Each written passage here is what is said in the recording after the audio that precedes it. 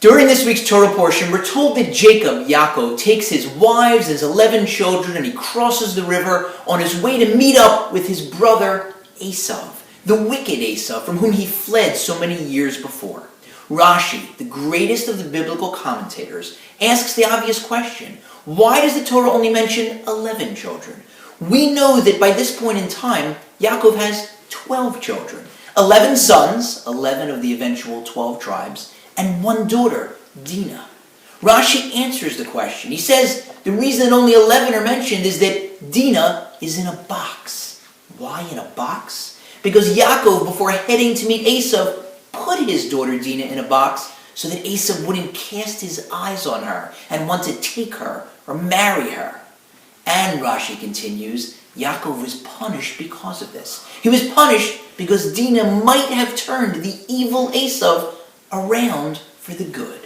Now I ask you, does that sound reasonable? Wouldn't any father have done the same thing and tried to prevent the murderous maniac Esau from marrying his wonderful daughter? So why is Yaakov being punished? Maybe the answer is as follows. If we look back several weeks in the Torah, during the scene when Abraham appoints his faithful servant Eliezer to find a wife for Abraham's son Isaac, Yitzchak, Eliezer goes on his way and he invents a test. His test is that the girl that will come to the well and offer water to Eliezer and to all of his camels, she'll be the one that's appropriate to marry Yitzchak. But if you look back in the scene where Abraham originally deputizes Eliezer with the mission, Abraham never mentioned any type of test. He never mentioned that Eliezer had to figure out a way to make sure that the girl was already righteous and kind. Eliezer decided that. The only prerequisite that Abraham mentioned was that the girl had to be from his family. Maybe because Abraham knew.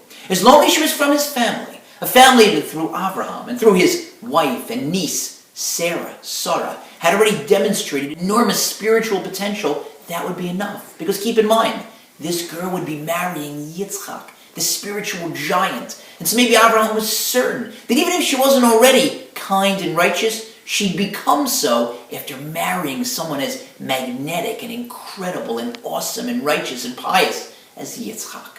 So maybe the same thing is going on here.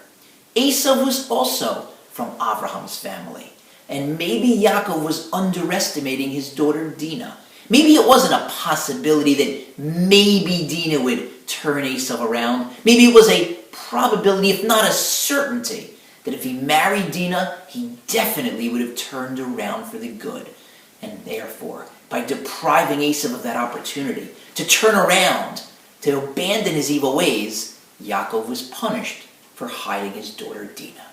And if that's true, then what a message for all of us as parents. Don't ever underestimate a child. Don't ever give up on a child, no matter how difficult or strained or fractured the relationship might be. No. I am your father.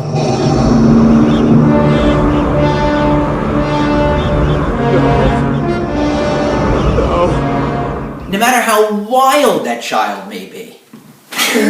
The right amount of love and support, there's no telling how great they can become.